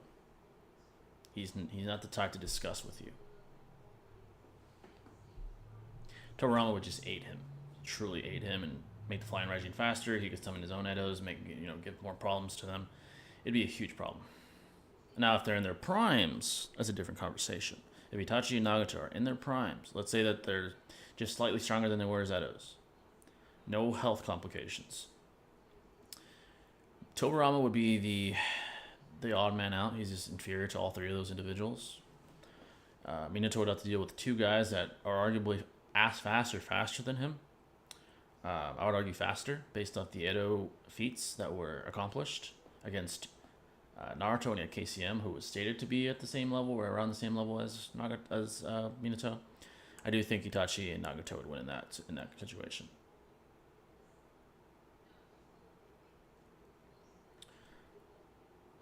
Let's see. Still looking for posts.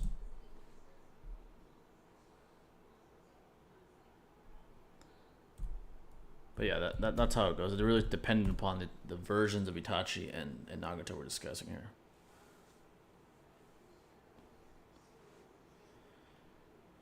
All right.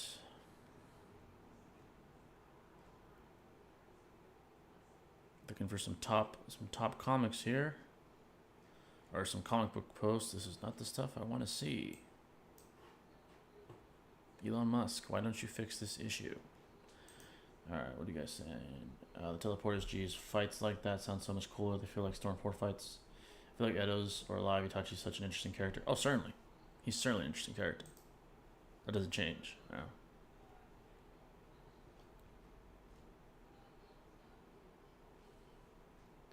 Let's see if I can find something else here that's interesting.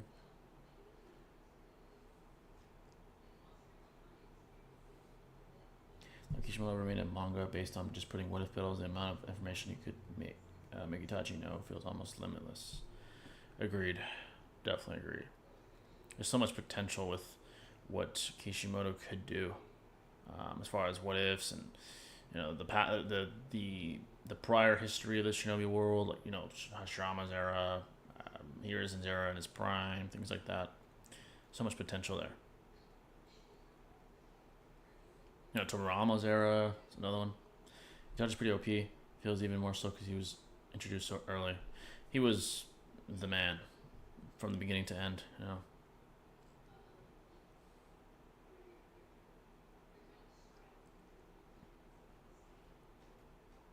It's funny when I'm trying to look for good posts that spark thought, I can't find them. But when I'm just scrolling on Twitter randomly, they're everywhere. It's very funny how that works.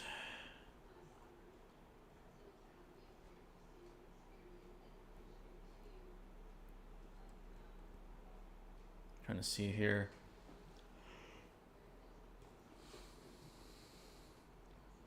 By the way, Batman couldn't make it. He had some internet problems. It's all good. He should be back next week. Shout out to the boy.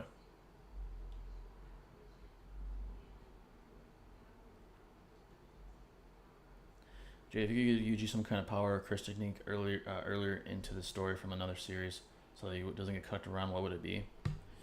Any technique or ability? To not just bail out and say like omnipotence or something like that. I would say,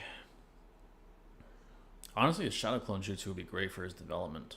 He would become a top sorcerer in just a couple days. He would, the Black Flash, for example, his regenerative abilities would increase very quickly. What he would be able to learn in such a short time frame would be very, very beneficial. I'd probably say something like the shadow clone jutsu to amplify his development and to give him more versatility as far as numbers, obviously. Another great one. It's another great ability for a sorcerer from another verse. Let's see here. Obviously, a defensive advantage would be very beneficial. Something such as maybe a dojutsu would be very beneficial. A Sharingan perhaps, or given perception amplification, not to mention the abilities he'd receive, possibly a Susanoo if he gets MS.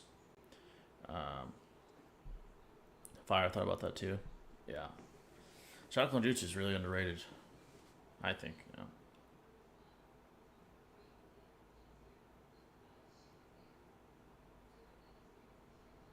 Let's see.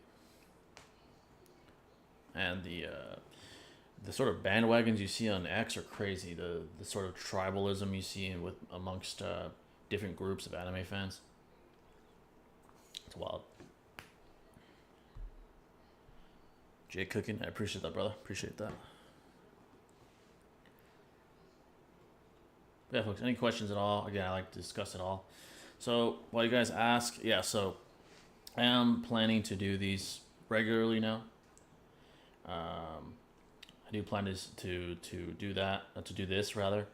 Face cam live stream reactions. Again, Reddit posts, Twitter posts, videos, whatever. If you want a specific one, feel free to DM me or whatever. Give it a fair price, I always do. What if Jiraiya managed to teach Nagoya stage mode? What level do you think he'd be at? You mean Nagato?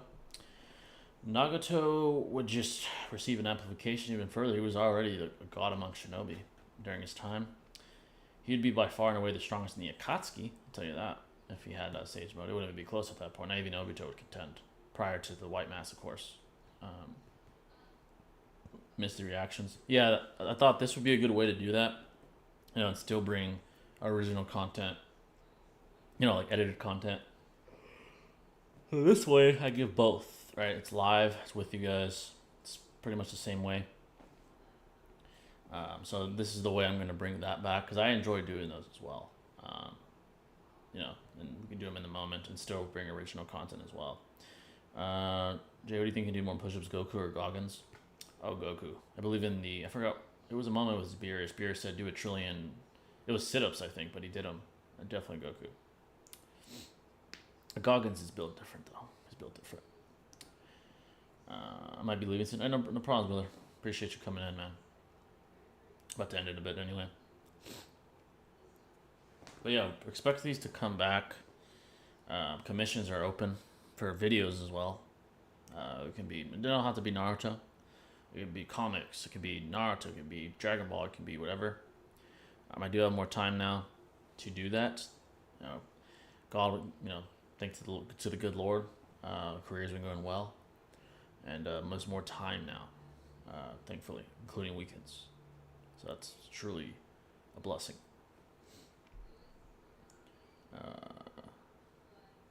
But yeah, folks, I'll try to find one more post. I'll try to cover more questions here. Probably wrap it up there. Batman should be here next week as well. It should be fun, you know. Shout out to Pacquiao, by the way. W career, W fighter, W, just a W guy. W guy all around.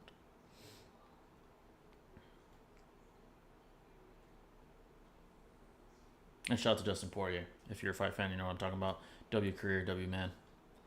Saitama versus Naruto. Saitama has displayed, from my understanding, levels of AP that Naruto just hasn't theoretically. With the individuals he's beaten, with the feats I've heard where he like sneezed away a galaxy or something crazy like that, stars or something like that. It's either galaxy or stars, which is still extreme levels. If it's a galaxy, even the strongest versions of Naruto would struggle. If it's stars, I think the strongest versions of Naruto, like Baryon, would still be Saitama. Again, I'm not caught up with like current Saitama's probably even greater levels he's accomplished or have shown. But from what I do know, I'd say Naruto. Pray for Ben Askren. Yeah, pray for Ben Askren, man. Hope he's okay. Great guy, great fighter, great wrestler. It's a damn shame, you know, what he went through. These insurance companies or something else. W Dana White for paying for his surgery. It's a damn shame. How would the story turn out if Kamaru was healthy? Gara would have died, and so would have Lee. Lee and Gar would have died that day. That would have changed history completely. My guy would have been bloodlusted. He would have went after him, right? Imagine that. The Sand Village would have to select someone else as the next Kage because Gar would have died. Kimimaro probably would have been the vessel of Orochimaru. He was supposed to be the original vessel before Sasuke. Lots of history would have changed greatly. Do you believe in the uni minute Naruto fans be saying? No, I don't. I haven't seen a great argument from anybody. It's a lot of misrepresentations of what databooks state, right? They cherry pick statements and determine them as hyperliteral as opposed to hyperbolic to create the argument that the top Naruto characters are universal. I don't believe in that meta. I don't believe in that argument or claim. There's nothing that is not definitive because nothing is. There's nothing strong enough to make that has made me believe that Naruto characters are universal.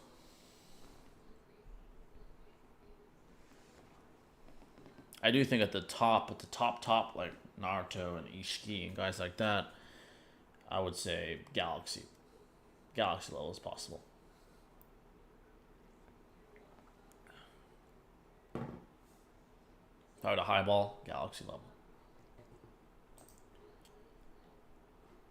Anywhere from, let's say, solar system to galaxy. It's a large gap, but anywhere between there is reasonable to me. At the top of the food chain, I should say.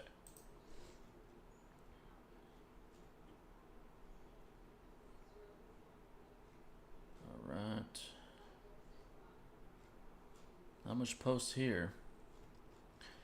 I'll make a note to find possible posts, Twitter posts, Reddit posts, Reddit communities, etc. ahead of time before stream so that I have stuff ready. This is the first time I've done this, so I'll be ready, even more ready next time.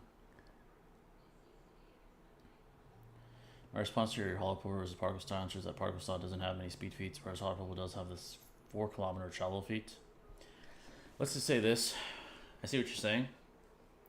But the fastest characters in JJK can't be put much over multiple Mach levels of speed, while conversely, Kage's, even Onuki level Kage, we're talking lightning speed plus, which is many, many, many times faster than Mach 4, Mach 5, whatever you think the top guys are in JJK, right? So if Onuki is able to utilize this ability, and it took Obito to save a fatigued Sasuke to escape, yes, he was fatigued, but still was able to combat and react to things, the particle style is very fast. I'm not going to say it's like massively faster than light, but it's more than likely faster than Hollow Purple.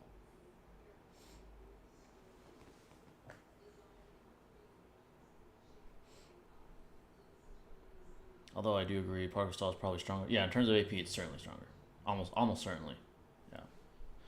Do you not believe they scale to their creation abilities, i.e. them creating dimensions? What matters is how large those dimensions are, right? How large they are. Now, people always say, oh, they're creating parallel dimensions. To me, parallel has a mathematical definition. Now, a universe is multidimensional. Parallel dimensions means the dimension is parallel and has the same length as another dimension. It doesn't prove that it has the same overall, I guess, dimensionality in terms of the multiple aspects of it. Height, width, depth, like all the grand surface area of this dimension. There's nothing that proves it's the same size as our dimension or Naruto's dimension. And also, parallel lines are not inherently the same size. They're just going in the same direction and have equal distance amongst each other consistently. That's what parallel means. You can have two parallel lines that are not the same length, meaning, let's say they do have more dimensions to them, right? They're not the same size. So that doesn't prove that Kaguya created a dimension the exact same size as a main dimension where Naruto and the Shinobi World is. That doesn't prove that. And there's nothing that I've seen that has proven that. 2025 we're starting JJK Mark 5. From my understanding at least, I haven't reread it in a long time. Nothing has ever even determined that they're lightning speed, let alone light speed. I think Awakening Intensigan should be like the Rinnegan with the Kaguya body, and you guys makes more sense to me than just exchanging eyes.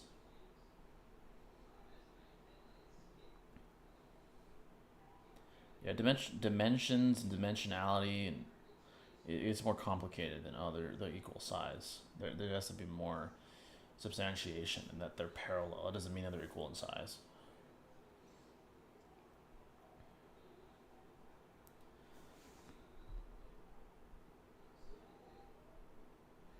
Gojo was a good character that could dodge lightning and scales to Sukuna that dodge border the line. I'd have to see that.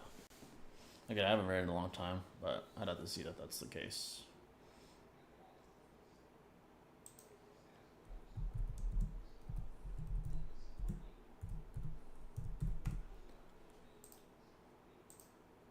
Let me look at his at something here real quick.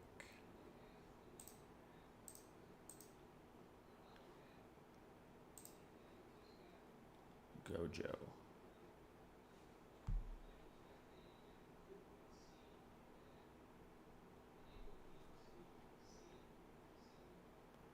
Post Awakening.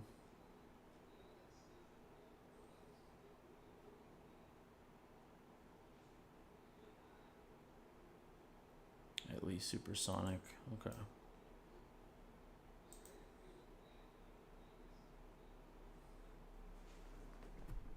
The lightning speed can still work for JK, although the Kenjaku reacting to the black hole is also a really good feat if you want to take it to fast and light. I've heard about the black hole feat as well.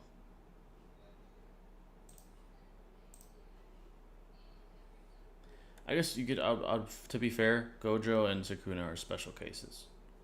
For sure. As far as speed. They're so much greater in strength and overall ability than everybody else, so. been a while since I've looked into the specifics of their abilities and their capabilities as well.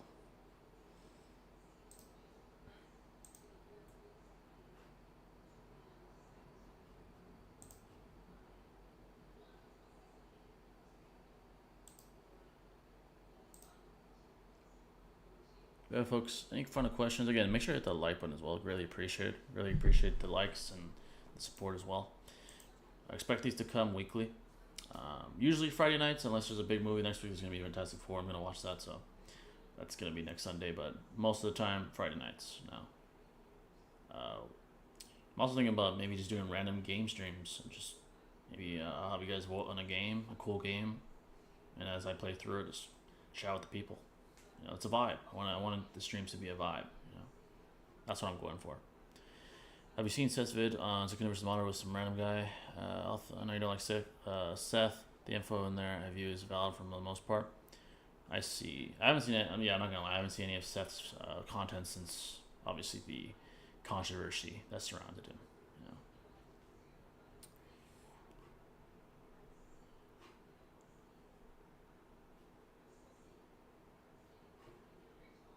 But alright, folks, I think that's gonna do it. Almost 2 hours in. W questions, W stream. I really want these streams to be a vibe. You guys can just tune in. You don't even have to talk if you don't want to. Just chill out, vibe. Ask questions if you do. If you don't, you can chill and vibe. I'm thinking reactions. I'm thinking Q&As, which we've been doing. But with face cams, it's just cooler. I feel like it's more.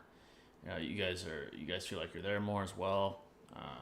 Even gaming streams, that could be a vibe too. I like watching gaming streams myself.